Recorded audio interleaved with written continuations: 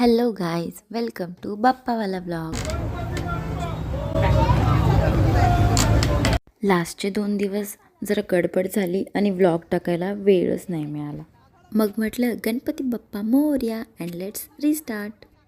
आमच्या घरी फक्त 1.5 दिवसांचा बाप्पा असतो, पण आमच्याकडे एक नाही तर 2 बाप्पा येतात. आज ऑफिसला सुट्टी होती, त्याच्यामुळं लवकर सकाळी सगळं आवरून आम्ही गेलो गणपती आणायला. तिथं एवढे क्यूट गणपती बाप्पा होते ना, खूपच मस्त.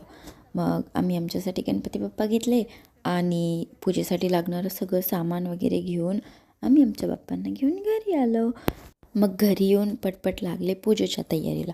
हार वगैरे बनवायला घेतले आणि आमचं ना थोडंसं डेकोरेशन राहिलं होतं. मग माझ्या भावाच्या हेल्पनी ते करून घेतलं. त्याने जसं जसं सांगितलं तशी तशी पूजा मांडली.